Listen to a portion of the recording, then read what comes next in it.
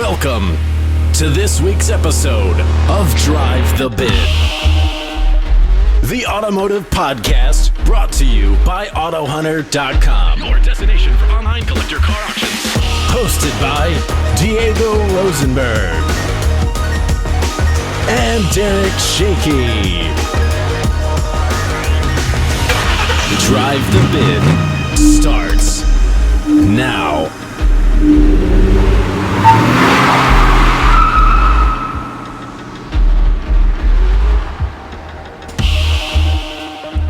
Welcome, folks, to AutoHunter's Drive the Bid. I'm Diego Rosenberg, and right here we've got Derek Shiekhi. That's right. We've got a guest today. I won't spill the beans just yet, but we're going to go over his history as an enthusiast and talk a little bit more about his proclivities with automobiles.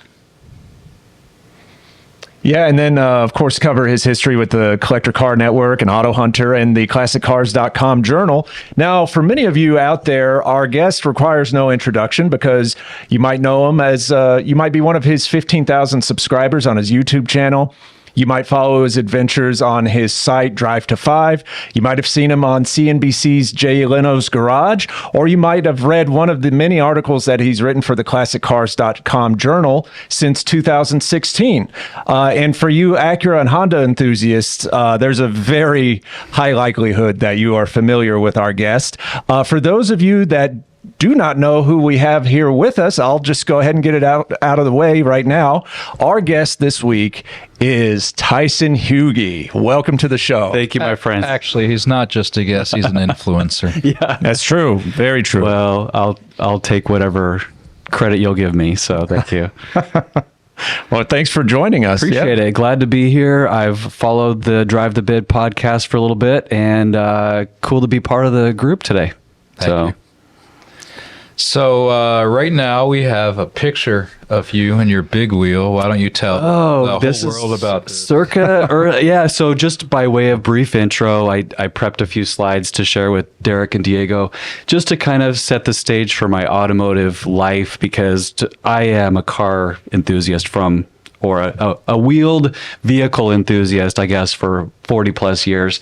This is my big wheels next to Mom and Dad's 1982 Chevy Cavalier. So as you'll see in my sort of automotive chronology, I started with domestic cars, and my most recent acquisition was a domestic truck. So kind of full circle. No way. How dare I? Yeah. That's what that was. Okay. Anyway, let's see what else is on our... Okay, here we go. Again, speaking clearly to the domestic upbringing, there's Dad's 72 Ford Gran Torino Sport. We called that car Slimer in the background because it leaked antifreeze. I have two younger brothers who are both as automotively minded as I am, and of course, Mom's pride and joy, 89 Pontiac Grand Prix coupe with the 5-speed manual transmission. Oh, wow. Yeah, cool car. This was my dad's tradition. We would pull our vehicles onto the front lawn and help detail and clean them up. In fact, I'll never forget, probably this day, the neighbor came over and said, "Are we having a car show today in the neighborhood?" And we said, "Sure, bring it over." Was he cranky? No, it was fun. This was a hobby that brought the family together, and it was really fed into why I became such a car fanatic. This is Mom. So my story took an interesting turn in the mid-90s. I was about 14. And my mom bought this 1990 Integra GS 4-door sedan automatic. And this car ignited, I guess what I would say is a big time passion for the Honda and Acura scene. As a teenager, you're impressed by the cars that your family owns and acquires. And I loved this car. So anyway, that's, if I were to sort of attribute my entire Acura fascination with a car, it would be this one that started it all. So your mom liked bras? This was an aftermarket one and clearly didn't fit as well as it probably an OEM accessory would have. But yeah, you have to remember this is 1996, and that was kind of the bra age, these accessories. And her later car after this was a 93 Legend that had the chrome fender trim and very, gaudy chrome wheels, this type of look that was in style briefly back in that era. And then there was my car. So like I said, I grew up driving domestics. This was a hand-me-down 86 Chevy Celebrity.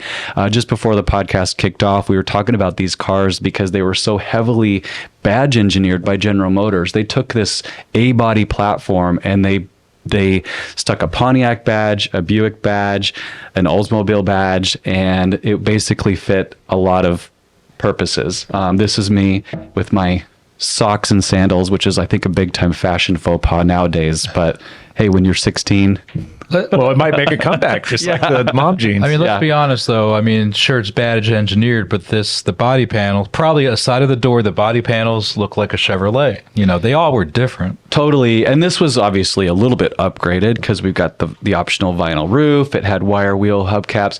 The cool thing about this car as a 16-year-old was that it could seat 6 people comfortably. And I was one of the first people in my high school class to get my license, so I was a designated lunch runner, and we would pile all of it. It had, the front seat was a bench with kind of a fold down armrest that you could legally and comfortably put 3 people abreast in there. So we did it, and that car, I'm not going to get into the rest of the history. I ended up buying it back a second time, and it was on the verge of junkyard status. And the last time I ran the Carfax report, this car has been off the road for over 20 years. Oh, wow. Oh, man. Yeah. Well, it's gone. like most of them. Yeah.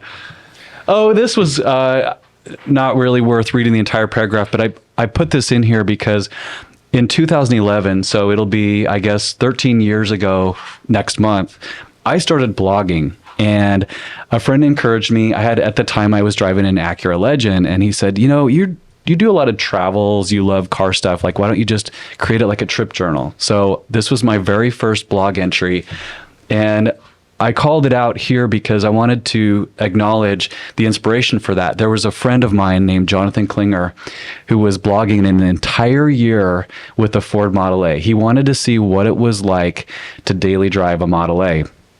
So I gave credit here. I said, well, this friend of mine inspired me. I'm going to start a blog.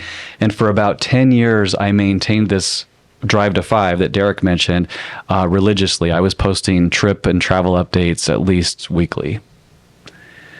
This was a fun commemorative occasion in 2011, November 4th to be exact. Acura threw, as a result of that blog, their PR team got a hold of my story and said, how do you feel about coming to LA for a visit to Honda headquarters, Acura headquarters? We're going to throw you a red carpet party when your car rolls 500,000 miles. And sure, yeah, we did it. So I drove, it's a 400-mile-ish trip from where I live in Phoenix to that area. So I had to carefully plan this occasion. I had a buffer of 450 miles to get there so I could circle around the building 4 or 5 times with a cameraman in the back seat, my mom in the passenger seat. You can see her here. And everything went off without a hitch. I drove onto the carpet with 500,000.1, and they ended up, this was Jeff Conrad at the pulpit. At the time, he was the head of all Acura sales. He presented me with a certificate for free service for a year. I got some Acura swag, like an embroidered leather jacket with Drive to 5 and my name on it. It was awesome. And it really, if I didn't already have some fire within me to be an Acura fan, this stoked it, because all of a sudden I was like, these people actually appreciate their, people who are committed to the brand and who are willing to drive a car that far. So this was the party. I like this one because it's my t-shirt that I wear when I buy a new car. It says, just one more car, I promise, because, and the back of the shirt has this going on. So like, clearly it's never just one more car. I told Derek and Diego yesterday, I've owned over 50 in 26 years of driving. So ridiculous number of cars. But I picked this 92 Integra GSR. I picked this up in Seattle. I put this slide in here because this car ended up being the one. I think it might be the next slide. Yeah, this was the car that just recently was on Jay Leno's garage floor in Burbank, California. So through kind of word of mouth and some mutual automotive community friends, I got the chance to be on an appraisal segment of, it's called Behind the Bow Tie. It was hosted by Jay as well as his acquaintance and friend, Donald Osborne, who does appraisals. And so I drove to Burbank for a day in my GSR. Jay drove it. They appraised the car, and it was, as a car fanatic, it was totally a day that I just wish I could replay over and over again. I had basically 3 hours of just having a free for all in Jay's garage, for lack of, because there were two of us filmed that day. The other guy had a 1981 BMW M1, and then there was me, and the other guy was filmed first. So his production team said, "Oh, make yourself at home," and so I just made the rounds through Jay's garage and eventually did some on-camp stuff with him. So amazing team. Jay, I don't have enough words to express how kind of appreciative I am of him and his hobby and sort of fostering that automotive love for so many people on CNBC, on his YouTube channel, and all that. Then we get to some more in-depth involvement with Acura specifically. This is John Ikeda, who's the brand general manager today. But at that time, this was a video from Acura's YouTube in 2013. I was invited to help participate in the launch of a new model. So they were coming out with a new compact sedan on a Civic-based platform called the ILX. And I did a series of videos on Acura's YouTube channel associated with the launch of that car. So this was John showing me some design elements from the exterior. And the long story short of it, could we switch one more slide? There it is. So they ended up, a few months into that process, I got a free car. So this was my... Wait, you got a loaner or you got a free car? A free title in the mail. So here's you your car. Sell it. Yeah, Okay, yeah. Wow, so it's like the money is yours. Yeah, I've had it for now 12 years. So in June of better keep it. Yeah, well, at this point, there's too much sentimental value to ever let it go. But they gave me a 2013 Acura ILX. It was it's got the K24 inline 4 iVTEC 6-speed manual transmission, basically a Civic Si with an Acura badge is kind of what I describe. What would have happened if they gave you an automatic? Well, that was never in the cards because they let me pick the spec. Okay, so yeah, as a matter of fact, I configured the car as you see it with the underbody kit, the spoiler. I got the accessory wheels. Basically, I was given a PDF version of the accessory pamphlet and said, "Tell us what you want on the car." So nice. Yeah. How many miles on this? It had 16 when I got it, June 12th of 2012. Wait, so was like a company car before? Yeah, exactly. So the car wore a California plate for the first year that was registered to American Honda in Torrance. Okay. Insured by them, maintained by them, driven by me. I put 54,000 miles on that car in 1 year. Because so initially that was the arrangement. We're going to give you a car to blog about for a year. I didn't at that time know it was going to be forever. Okay. So then at the end of the year, the California tags were set to expire, and I emailed my contact in digital marketing and said, "Hey, you taking your car back?" And he said, "Nope, the approvals are completed and you'll get the title in the mail." So a decade later, I'm still driving the car. Has 247,000 miles on it now. It's still my daily. I have a few other cars, but this is the one that's like tried and true. 2016, I drove it to Alaska and back from Arizona. 8,000 mile trip. Alberta, the Yukon Territory, British Columbia. I saw some incredible turf. This was 4 hours north of Fairbanks on largely dirt and gravel roads at the actual entrance to the Arctic Circle. And the car, I did get some funny looks from the logging trucks and, RV people about who the heck is this guy driving a, compact Japanese sedan up here. And it was awesome. So came back with a little more mud than I left with, but the car was mechanically bulletproof. So, wow. No traction issues or any scares? I overplanned it in terms of preparedness. I'm an Eagle Scout, and their motto is be prepared. So I had 2 full-size spare tires. I had a friend and I were on the trip together. He drove a Mazda 6, so we had walkie-talkie communication throughout.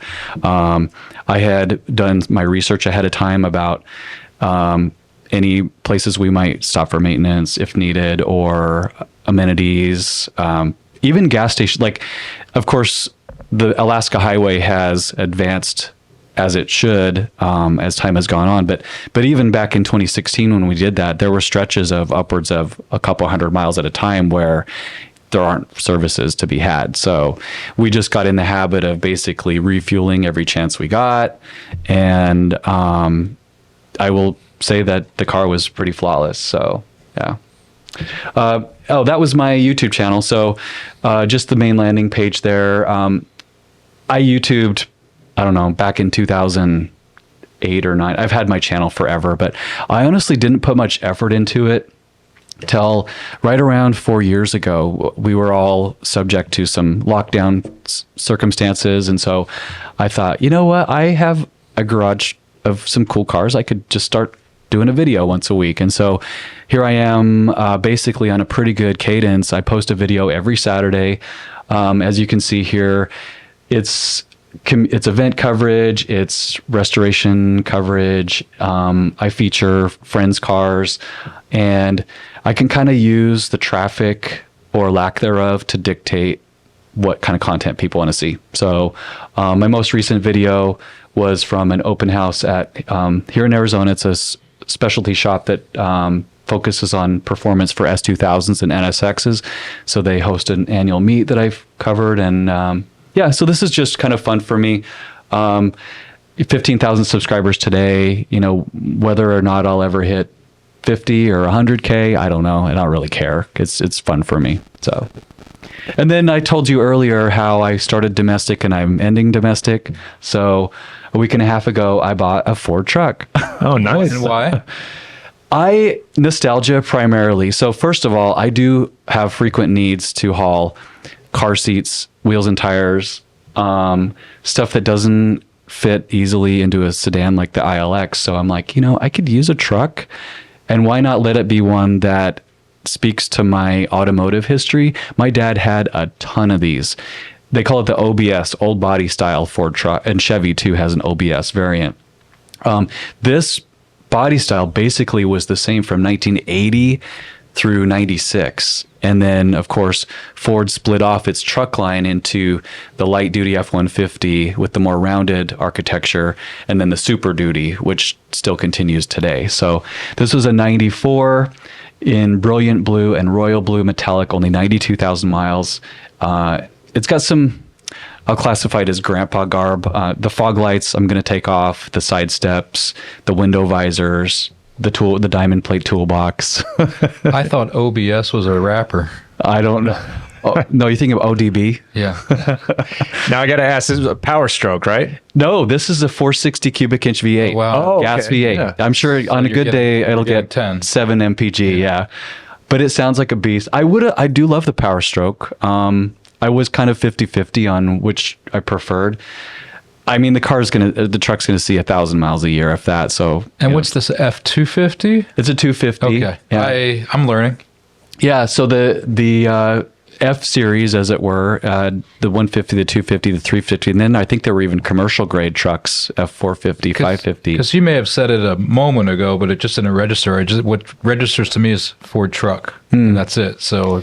Yeah. Now then I'm looking at it and I realize that this is not a regular light duty car. Yeah, I mean, an wrap. F series, to nobody's surprise, is I think 40 years plus America's best-selling vehicle. Period. Just because there's a variant for everybody. They made this thing in regular cab, super cab, quad cab, long bed, short bed, four-wheel drive. Doesn't Chevrolet have all that too? They do, So- but there's some. Yeah, I couldn't. I mean, there's always going to be. for sure.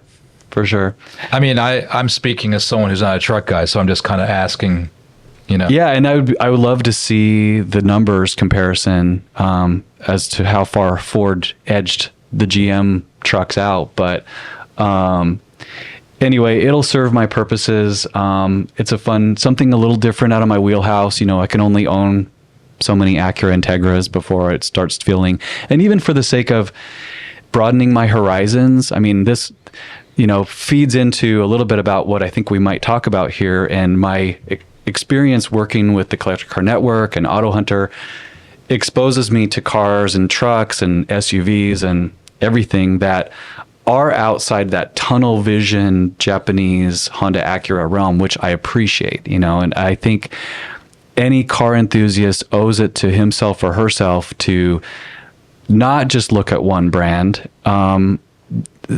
The automotive sort of community is so huge, and I wish I had enough garage space to acquire one of every brand, but this truck is something that I think will give me a little bit of chance to dabble in something outside my traditional realm. So I think that might be the last one. Yeah. Yes. Thank you, Tyson. Yeah, so I figure your parents will love that since it's a domestic, My Get back to your dad, roots. I already told him about that acquisition, and he's thrilled. So he's going to help me and my brother as well to kind of fine tune it with, modifying a little bit, just removing those random parts. Maybe we'll level the front end suspension wise a little bit. We're going to have some fun with it. Oh, okay, yeah. Yeah. If anybody needs help moving or, towing a boat, just give me a call. Well, now that you mention it, what are you doing Saturday? Yeah, I'm waiting for those calls to come in. Oh, yeah, they'll be coming. Yeah. Just wait till you get a boat. Oh, gee. Well, yeah, that's a whole chapter that I'm not dabbling in yet. So we'll see. Well, I don't know if we have this. I don't know if we have the slides in the deck, but you'd mentioned it before, just your history with the Collector Car Network. Particularly AutoHunter and the ClassicCars.com journal. And Tyson has written a ton of listings for AutoHunter.com as well as various articles for the ClassicCars.com journal.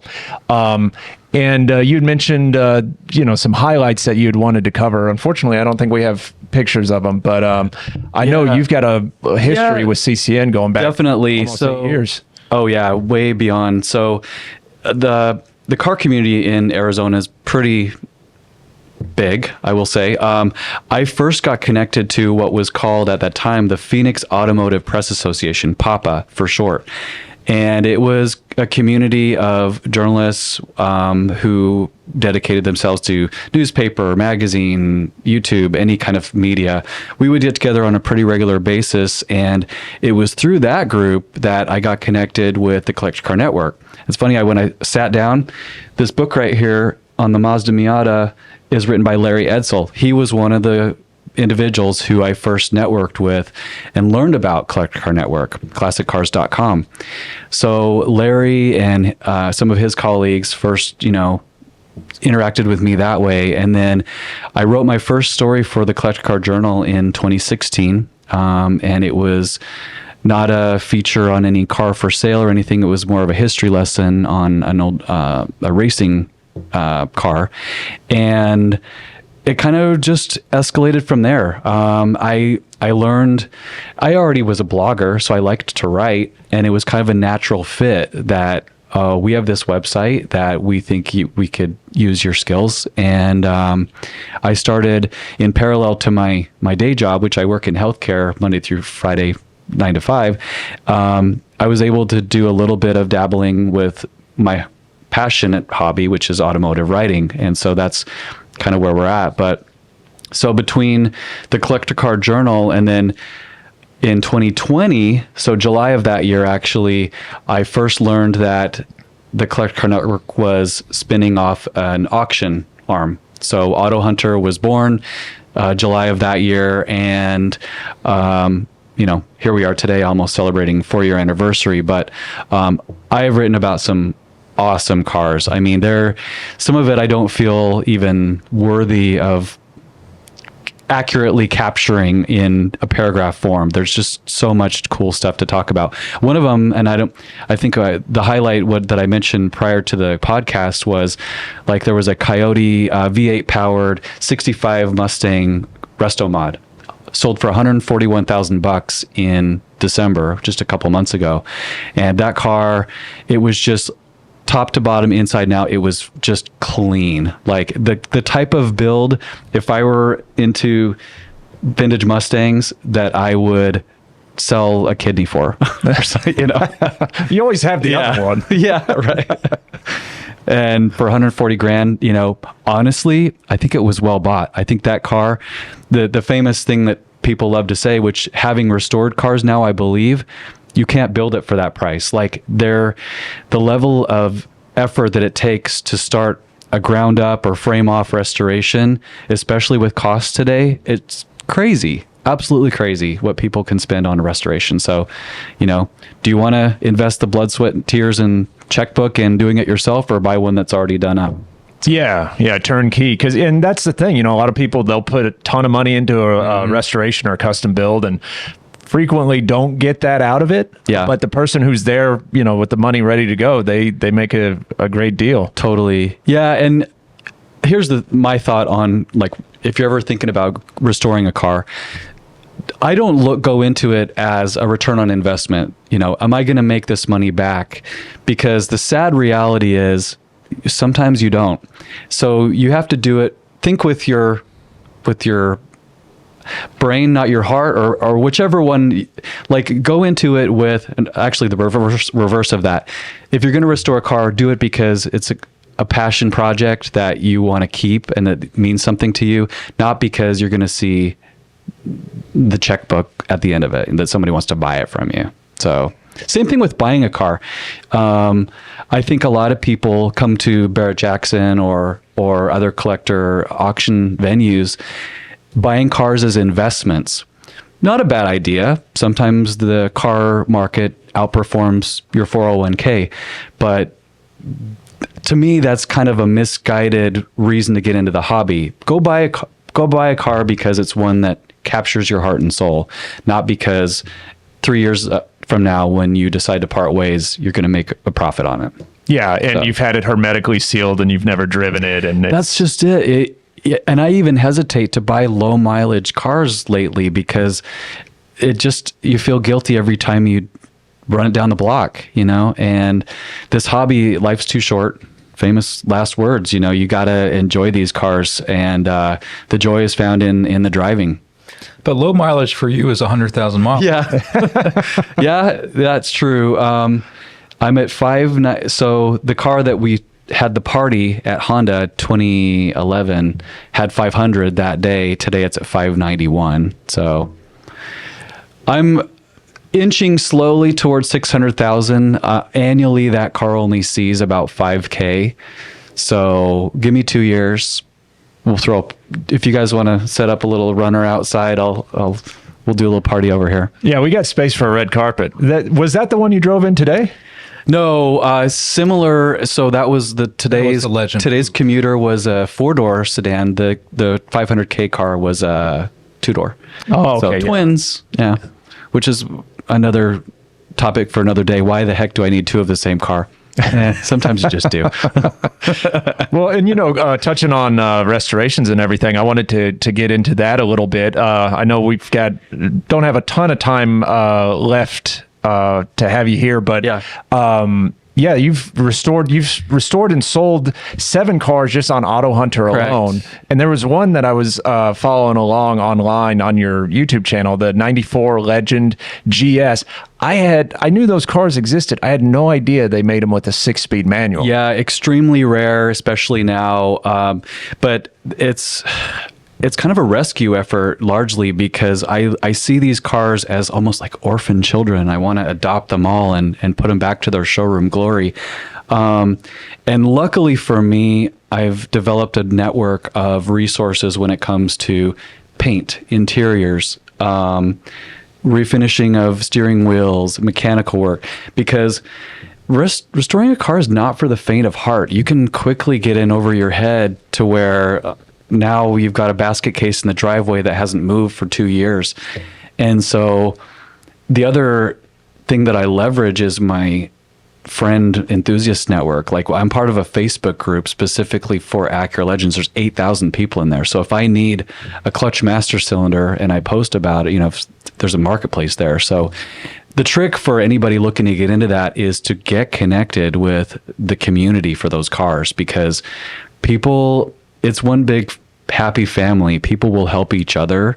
And And the sad reality is, like this 94 restoration you're talking about, a lot of the build components for that car have come from junkyard cars. I mean, I get email alerts from the U-Pull and Pay on Buckeye Avenue and 25th when they get an Acura Legend in stock, because I might need an interior door handle or a grill or whatever.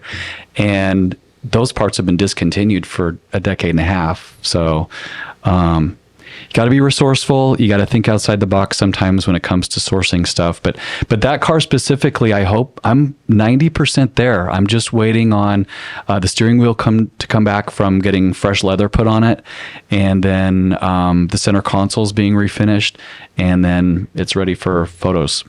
Oh yeah, Yeah, very exciting with that one. yeah. And you had, I think you had an event at a dealership with that, right? Yeah, so I have paint I have a great relationship with the general manager at one of the Acura stores in town. So I have a revolving display, we'll call it there, smack dab in the middle between the sales floor up front and the parts counter. I always have a car there. So I rotate it out every 6 weeks, what I'm showing. And it's great conversation piece for them. In fact, funny thing about that, they ended up, after the second or third car, they said, we need you to put a not for sale sign on this, because there were too many people coming in there wanting to buy my vintage cars, and maybe potentially even drawing attention away from their new cars they're trying to sell. Oh yeah, yeah. So, but it's fun for me because I'll usually put a little flyer on the dash that says, owned by Tyson. Here's some bullet points about why it's significant, and here's my Instagram channel to learn more. So it's fun. Yeah, great place. Yeah, and it's also nostalgia, because I can't tell you how many people contact me and say, I saw your 89 Prelude on the floor. I had one of those. I think that's nostalgia is what drives this hobby. I mean, you just saw my Ford truck story. I would have never bought that truck if it weren't for the memories as a 10-year-old kid riding in one of those that my dad had, Yeah. Yeah. And I found in so many cases, I know for me personally, like it starts when you're young, like you just, one of your parents or somebody in the neighborhood has it, and it just, the rest is history. That imprint could have been with the Cavalier. Well, I actually, don't jinx me, but maybe I should go start looking at Cavalier used car listings. How much do you think I could find an 82 Cavalier two-door with the, 3-speed automatic? How much change do you have in your pocket? Yeah. So I'm laughing about it, but there is a community for every car. And actually, I have uber respect. One of my buddies in Michigan is devout specifically to those 80s GM box cars. And he's recently delved into, do you remember the Dustbuster vans, the Pontiac Silhouette, the Pontiac, or the Transport, the Oldsmobile was the Silhouette, right? Yeah, and the Transport became the Montana after the Montana package took off. Yeah, but to that point, like, there's a community for those. There's a community for. I saw an article online recently about a gal who collects Saturns.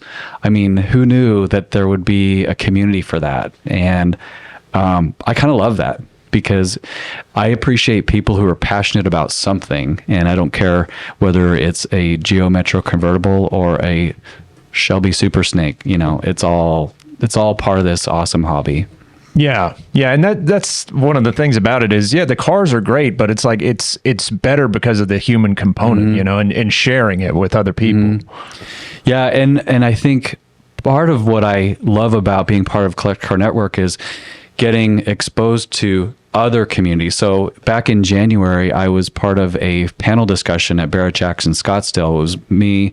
I think I was with 4 other panelists, and each of us were asked to bring to the table 2 or 3 future collectible cars. And it was eye-opening to listen and hear and agree about other people's opinions on that matter, because nobody has a crystal ball to look at and say, in 12 years, the 93 Jeep Grand Cherokee Limited is going to be collectible. No, none of us know that, right? But we can make educated guesses, and that's basically what it winds up being. and we'll see who's right or wrong when the time comes. So shall we go over our AutoHunter picks for Let's do it. Okay. Let's do it. Who chose this one? This was me. Okay. So, Good choice. yeah, love these second-gen Firebird Trans Ams. This one really was a well-executed build. So what I loved about this, look at that awesome combo. The interior. Phenomenal combo. So this is actually more than meets the eye. This car was actually, it's got the 400 cubic inch V8. This was restored by a company in Nebraska, just outside Lincoln, called Restore a Muscle Car. And in writing this listing for AutoHunter a week or two ago, I started delving into the history of this company, and I realized they are experts on F-body cars. I mean, their sold history has a ton of these. And my favorite thing, I know you love the interior, go back to my favorite thing is how they took the original Snowflake design wheels, and these are 17s. So instead of the original 15s, they're actually an upsize. I think it's a really tasteful, kind of a modern approach to a vintage look. Yeah, and they don't look overly big, they fit the line still. Agreed. And this car, it's a shame. Sometimes I think, man, I wish this seller had a video, because this car, I bet that 400 cubic inch V8 has got to sound wicked. But yeah, I love this car. It was a fun one to write about. And to me, it speaks to, if I were in the market for something like that, I would want to buy it from a seller or dealer that specializes in that genre. And these guys definitely do.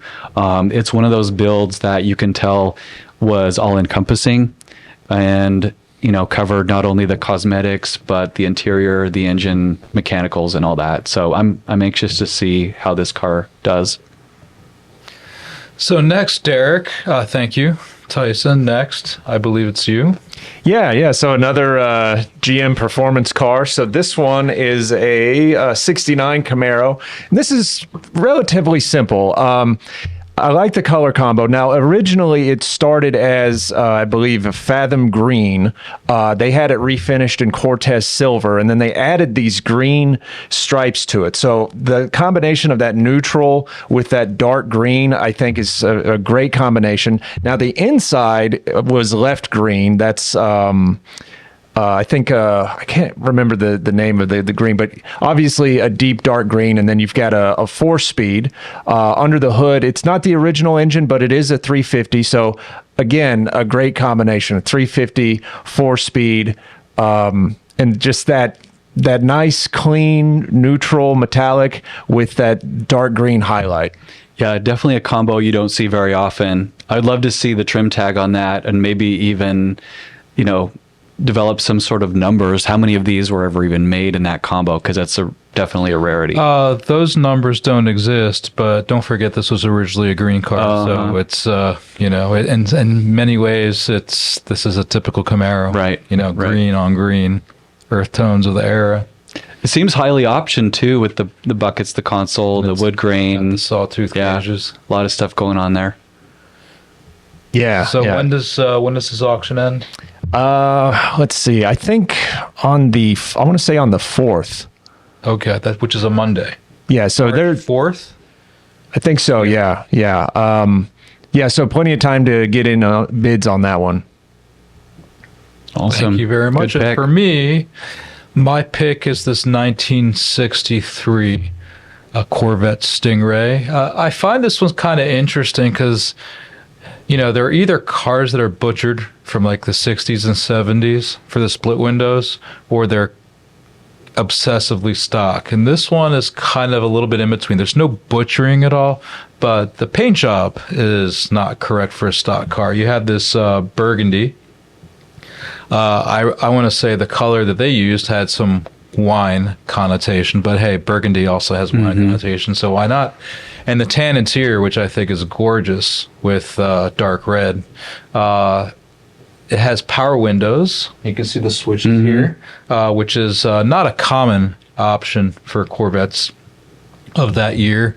And it's powered by a 340 horsepower 327, which is the next step down from the fuel-injected car. Now, this car's not numbers matching, and I don't know what was the original engine other than a 327. So that's something that you prospective buyers and you need to contact the seller to find out more. But for now, let's just assume it was a 340. 327 originally. That's what's in it now, just not numbers matching. You can see it looks stock. So that's, this is where it's kind of weird to me, because it's like the paint is not stock, but a lot of everything else is. So of course it's a split window, so it looks kind of nice from the back. Beautiful. Yeah. Love these. So I kind of lean towards the 65s and 66s as far as the scoops on the side, but you can't beat a split window. Yeah, it's a phenomenal design, and they're in a league of their own when it comes to the price point because of it being a 1 year only design. And I love the red line tires and the turbine wheels. Kind of like how you said, it's a good combination of not overly custom, but also not obsessively stock. And the color, I don't know. I don't hate it. I kind of am a fan of that. Yeah, I find, with these, well, any car in general, but especially these older cars, restraint is your friend, because sometimes it can be a slippery slope as far as modifications, and they can just get kind of out of hand. And this one is very tasteful for, what they have changed. Agreed. Yeah. Yeah, it's tough in the, like to your point with modifying a car, not everybody's tastes are going to align. And, if you push those boundaries, you're at risk of, jeopardizing your price point later down the road. But I would love to your point, Diego, to find out if they know anything more about this car's original configuration, because that could be fun to dig up. Otherwise, that looks like our Drive the Bid podcast is coming to an end. So I would like to thank you, Tyson, for spending the time to come over here and educate us a little bit on Acuras and other things. My pleasure. And thank you for having me. Appreciate it. Yeah, no problem. Thank you, Tyson. And we'd like to thank you for watching AutoHunter's Drive the Bid podcast. Please be sure to tune in next week. In the meantime, please go ahead and subscribe to the channel if you haven't already. And go ahead and click that like button and click the bell to make sure you get notifications about future episodes. Thanks, everyone. Thank you.